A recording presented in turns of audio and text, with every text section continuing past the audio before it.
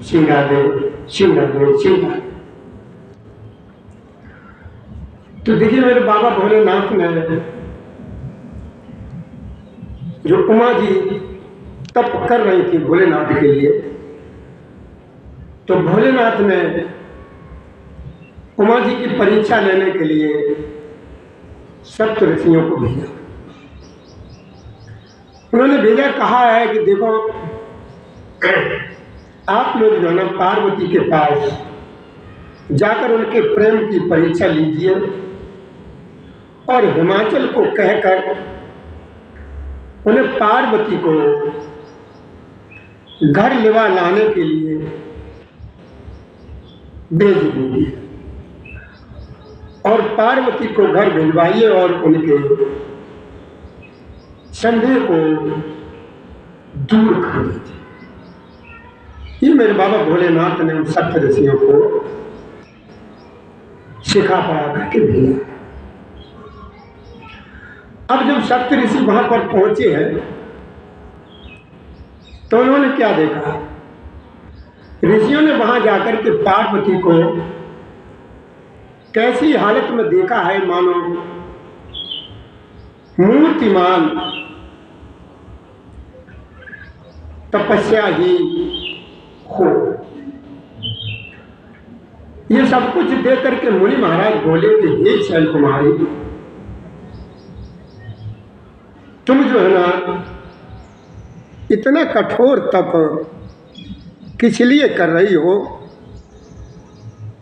ये भी हमें कुछ बताने की कृपा कर। तुम किसकी आराधना करती हो? कुछ सप्त ऋषि पूछ रहे हैं कि पार्वती तुम किसकी आराधना करती हो और क्या तुम्हारी इच्छा है और क्या चाहती हो, इससे अपना सच्चा भेद जो है ना बताने की कृपा कर। तो पार्वती जी ने उन ऋषियों से कहा है कि देखो ऋषियों, बात कहते मन बहुत सकुचाता है और आप लोग क्यों, हम आप लोगों को बताएंगे तो आप मेरी मूर्खता पर मेरी हंसी करेंगे। तो ऋषियों ने कहा कि बताओ तो आकर के बात क्या है, क्या कहना चाहती हो, आकर के बताओ तो। कि देख ऋषियों, मन हट परा न सुनहि सिखावा और चैत बार पर भीत उठावा। भीत कहते हैं दीवार को, बार कहते हैं पानी को। कि मन हट परा न सुनहि सिखावा और चैत बार पर भीत उठा, मतलब दीवार बना खड़ी करना चाहता। नारद कहा सत्य सोई जाना और बिन पंखन हम चाहे उड़ाना। देखो जो नारद जी ने कहा हम उसी को सत्य मानते हैं और मैं बिना पंखन के ही उड़ना चाहती। मन ने एक हट पकड़ लिया है, हमारे मन ने ये हट पकड़ लिया है और हम जो कुछ उसे समझाते वो मानता ही नहीं है, मेरी सुनता ही नहीं है। और वो जो है ना मेरा मन जल पर दीवार खड़ी करना चाहता है। नारद जी ने जो कह दिया उसे सत्य जानकर मैं बिना ही पंखों के उड़ना चाहती। कि देखो ऋषियों, कि देखो मुन अविवेक हमारा, वो चाहे वो सदा शिवय करता। कि देखो हे मुनियों, आप मेरा अज्ञान, जो अज्ञान है तो देखिए कि मैं जो है ना हमेशा हमेशा सदा सदा भोलेनाथ को ही पति बनाना चाहती हूँ। सुनत बचन बेहसे ऋषि गिर संभव तब देह, और नारद कर उपदेश सुन कयो बस्यो किसी के। ये सुनकर के वो ऋषि जो है ना सभी हंसने लगे। सुनत बचन बेहसे ऋषि गिर संभव तब देह, और नारद कर उपदेश सुन कयो बस्यो किस लिए। उमा जी की ये बात सुनते ही ऋषि लोग हंस पड़े और बोले कि तुम्हारा शरीर पर्वत ही से तो बना है, उत्पन्न हुआ है। भला कहो तो नारद का उपदेश सुनकर के आज तक किसी का भला हुआ हो या किसी का घर बसा हो तो बताओ।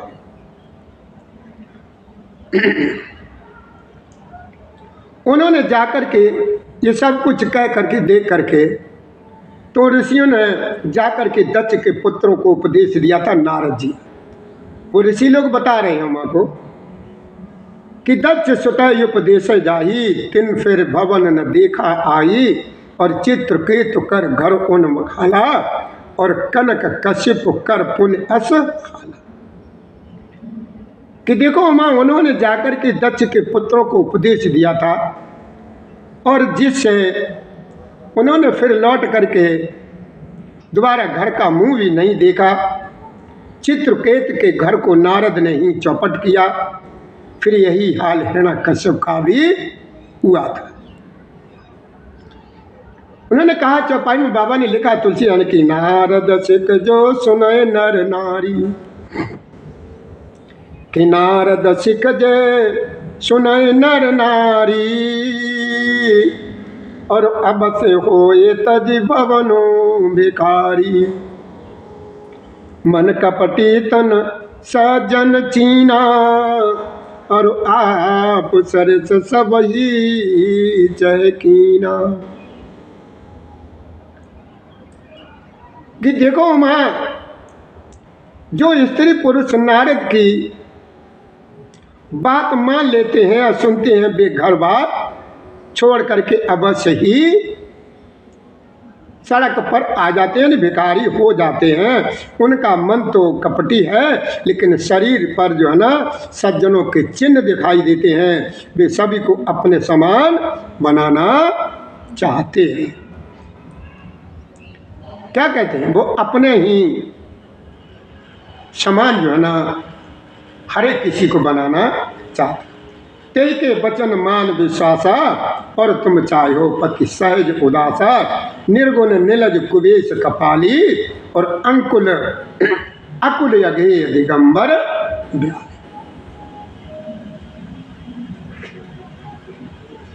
उनके वचनों पर विश्वास मानकर तुम ऐसा पति चाहते हो जो स्वभाव से उदासीन और गुणहीन, निर्लज्ज बुरे वेश वाला, और नर कपालों की माला पहनने वाला, कुलहीन। भैया राधे राधे राधे राधे राधे राधे, बिना घर बाहर का, नंगा और शरीर पर सांपों को लपेटे रखने वाला है।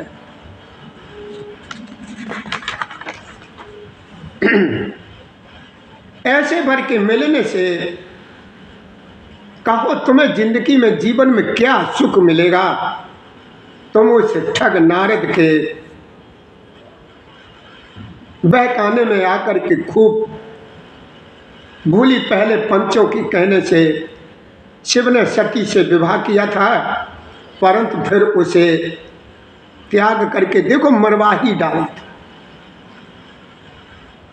अब आगे बाबा ने तुलसी आदि ने दोहे में लिखा है, अब सुख सोवत सोच न भीख मांग भर खाए, और सहज काकिन के भवन कबहू की नारी खटाए। कि देखो बेटी अब किसको जो है ना क्या कहा जाए, और अब शिव को जो है ना कोई भी किसी प्रकार की चिंता नहीं रही। भीख मांग करके खा लेते हैं और सुख से सोते हैं। ऐसे स्वभाव से अकेले रहने वालों के घर भी कभी भला होता है। भला क्या कभी स्त्रियां ऐसे लोगों के यहाँ टिक सकती। अब देखो बेटी, अब भी हमारा कहा मानो, हमने तुम्हारे लिए एक बहुत अच्छा वर विचारा हो, बहुत ही सुंदर, पवित्र, सुखदायक और सुशील है, जिसका यश और लीला जो है ना सारा जगत गाता है और वेद भी गाता है। वह दोषों से रहित, सारे सद्गुणों की राशि, लक्ष्मी का स्वामी और वैकुंठपुरी का रहने वाला है। हम ऐसे वर को ला करके तुमसे मिला देंगे। और जो है ना यह सुनते ही पार्वती जी जो है ना हंसने लगी। पार्वती जो है ना हंसने लगी है सुनकर। तो उन्होंने क्या कहा कि देखो ऋषियों, सत्य कहो गिरभव तनु हा और हट न छूट छूटे पर बेहा और कनकौ पुण्य पसानते होई और जारो सहज न परिहर सोई। आपने ये सत्य कहा है, बिल्कुल सही ही कहा है कि मेरा शरीर जो है ना पर्वत से उत्पन्न हुआ है और इसीलिए हट नहीं छोड़ रहा है। शरीर भले ही छूट जाए, सोना भी पत्थर से ही उत्पन्न होता है और सो है जलाए जाने पर भी अपने स्वायोनि सुवर्ण तत्व को नहीं छोड़ता। अतः मैं नारद जी के वचनों को नहीं छोड़ूंगी, चाहे घर बसे या उजड़े, इससे मैं नहीं डरती। जिसको गुरु के वचनों में विश्वास नहीं है उसको सुख और सिद्धि सपने में भी सुगम नहीं होती है। और क्या कहा, मानते हैं, ठीक है तुम्हारी बात मानते हैं। माना है कि महादेव जी अपगुणों के भवन है, विष्णु समस्त सद्गुणों के धाम है, पर जिसका मन जिसमें रम जाए वो उसी को अच्छा लगता है। जिसको जो काम अच्छा लग जाए वो उसी को काम को करता है। हे मुनीश्वर, यदि आप पहले मिलते तो मैं आपका उपदेश, आपका कहना सिर माथे रख करके सुनती, परंतु अब तो मैं अपना जन्म शिव जी के लिए हर तरीके से हार चुकी हूँ। फिर गुण दोषों का विचार कौन करे।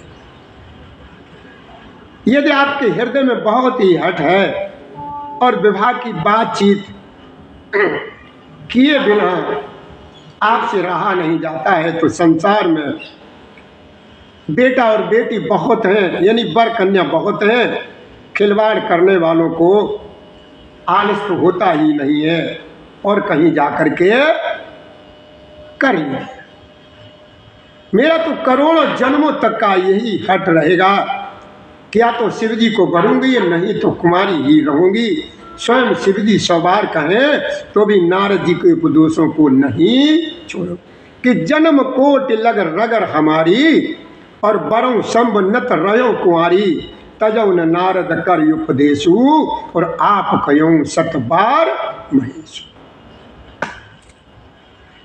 जगत जननी पार्वती ने फिर कहा कि मैं आपके पैरों पड़ती हूँ, आप अपने घर जाइए, बहुत देर हो गई है। शिवजी में पार्वती जी का ऐसा प्रेम देख करके ज्ञानी मुनि बोले, हे जगत जननी, हे भवानी, आपकी जय जयकार हो, जय जयकार हो। आगे क्या कहूँ कि तुम माया भगवान सब सकल जगत पितुमात, नाय चरण सिर मुनि चले पुण्य पुण्य हर सतुगा।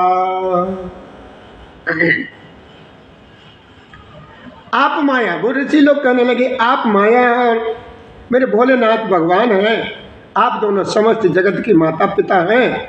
यह कहकर मुनि पार्वती जी के चरणों में सिर नवा करके चल दिए। उनके शरीर बार बार पुलकित होते जाते, पुलकित। मुनियों ने जाकर के हिमवान को पार्वती जी के पास भेजा और वे विनती करके उनको घर ले आए। फिर सप्त ऋषियों ने शिव जी के पास जाकर के उनको पार्वती जी की सारी कथा सुनाई। बाय मंगन शिव सुनत स्नेहा, हरच सप्त ऋषि गबने गेहा, मन तेर कर तब शंभु सुजाना और लगे करण रघुनायक ध्यान। भैया प्रसंग बहुत अच्छा चल रहा है, शिवरात्रि भी है, और शिवरात्रि को जो लोग मन लगा कर के कथा को श्रवण करते हैं तो मेरे बाबा भोलेनाथ और मैया पार्वती उनके सारे मनोरथ पूर्ण करते हैं। तो पार्वती जी का प्रेम सुनते ही भोलेनाथ आनंद मगन हो गए और सप्त ऋषि प्रसन्न होकर के अपने घर यानी ब्रह्मलोक को चले गए। तब सुजान शिव जी मन को स्थिर करके श्री रघुनाथ जी का ध्यान करने लगे। उसी समय तारक नाम का असुर हुआ, जिसकी भुजाओं का बल प्रताप और तेज बहुत बड़ा था। उसने सब लोक और लोकपालों को जीत लिया था। सब देवता सुख और संपत्ति से बिल्कुल हीन हो गए रहे थे। ऐसा कैसा था? अजर अमर सो जीत न जाई और हारे सुर कर विविध लड़ाई। तब बिरंच सन जाई पुकारे और देखे विद शब्द दे दुखारे। और वह अजर अमर था, जो तारक नाम का जो राक्षस था असुर, वह अजर अमर था, इसलिए किसी से जीता नहीं जाता था। देवता उसके साथ बहुत तरह की लड़ाइयाँ लड़ करके हार गए। तब उन्होंने ब्रह्मा जी के पास जा कर के ये पुकार मचाई, तो ब्रह्मा जी ने सब देवताओं को दुखी दिया। अब ब्रह्मा जी ने क्या कहा कि सब सन कहा बुझाई विधि तनुज निधन तब होय और सम शुक्र संभूत सुत यह जीत रंग। अब ब्रह्मा जी ने उन देवताओं को क्या बताया कि देखो भैया, सबको इकट्ठा किया और सबको बताया कि देखो भैया है, ब्रह्मा जी ने सबको समझा करके कहा कि देखो भैया, ये दैत्य जो है ना ऐसे नहीं मरेगा। इस दैत्य की मृत्यु तब होगी जब शिव जी के शुक्राणु से पुत्र उत्पन्न हो और इसको युद्ध में वही मारेगा और वही कुछ जीतेगा। तो भैया आपने ये माँ पार्वती जी और सप्त ऋषियों की और भोलेनाथ की कथा श्रवण की, तो भैया हमारी तरफ से इस कथा को श्रवण करने वालों को भैया राम राम स्वीकार हो। जय श्री राधे। आज शिवरात्रि भी है, तो हमारा भैया सभी लोगों से यही अनुरोध है कि आप सभी लोग स्नान ध्यान करके जो भी समय आपको कीमती है उसको थोड़ा सा विश्राम दे करके भगवान भोलेनाथ के धाम में जाकर के एक एक लोटा जल जो है ना आज तो कम से कम चढ़ा ही लो। रोजाना की तो कोई बात नहीं, लेकिन आज तो जो है ना ऐसा कर ही लो। जय श्री राधे। जय श्री कृष्ण गोविंद हरे मुरारी। हे नाथ नारायण वासुदेवाय नमः। श्री राम जय राम। श्री राम जय राम जय राम जय राम जय राम। श्री राम जय राम। श्री राम जय राम जय राम। श्री राम जय राम जय राम।